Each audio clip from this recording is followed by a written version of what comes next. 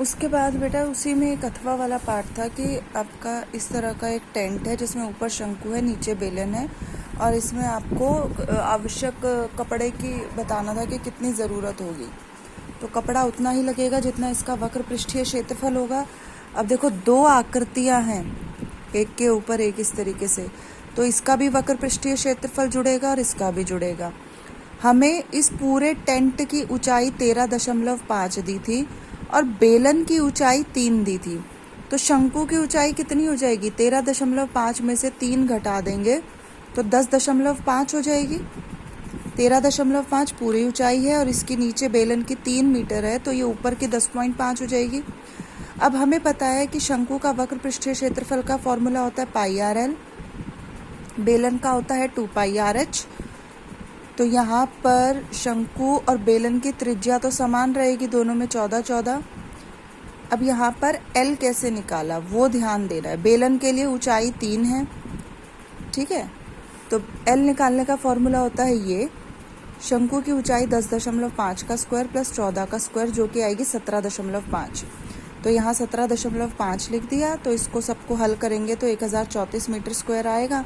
1 metre square का खर्चा 80 है, तो इसका निकालने के लिए हमने 80 से गुणा कर दिया। अब ये देखो कि L 17.5 कैसे आया। 10.5 का स्क्वायर प्लस R का स्क्वायर फॉर्मूला होता है।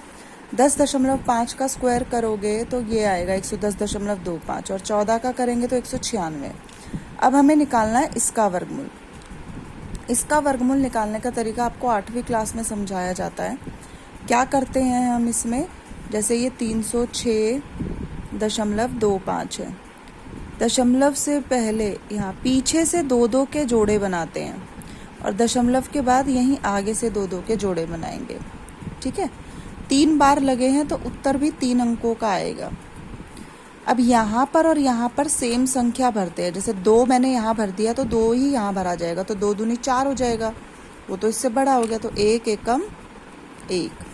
3 में से 1 गया 2, ऊपर से उतार देंगे हम अगले जोड़े को। अगला स्टेप क्या होता है, जो भी संख्या यहाँ लिखी है उसका दुगना कर दो। अब एक संख्या हमें यहाँ भरनी है और एक संख्या यहाँ भरनी है, तो और दोनों में सेम ही संख्या भरी जाएगी। तो अगर मैं 6 भरूं तो यहाँ 26 बन जाएगा और यहाँ 6, तो 26 छिक्का 156, जो कि क्या है, इससे ज़्यादा छोटा है। 7 भरा तो 189 आ रहा है, 8 भरा तो 224 आ रहा है, जो इससे ज़्यादा हो गया। तो हम क्या करेंगे, हम भर देंगे यहाँ पर 7, तो ये आ जाएगा 189। इन दोनों को घटाया तो 17 आया। अब अगला जोड़ा उतारने से पहले दशमलव है, तो यहाँ पर दशमलव लगा दो। अब फिर से वही करेंगे। अब ये 17 बन गया तो 17 का दुगना कर दो 34।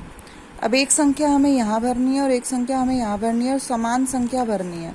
तो अगर मैं यहाँ 5 भर दूँ तो ये बन जाएगा 345 और ये सिर्फ 5। 345 को 5 से गुणा कर देखा तो ये पूरा जा रहा है, इसलिए जो ये 17.5 है ये इसका वर्गमूल है। तो 306.25 का वर्गमूल क्या आएगा, 17.5, इसलिए हमने यहाँ पर ये रख दिया। इसको अलग हल करो, इसको अलग हल करो, दोनों को जोड़ दो, तो ये उत्तर आया था। तो ये 3 क्वेश्चन आप अपने नोटबुक में लिख लें, कोई डाउट हो तो मुझसे पूछ लेना।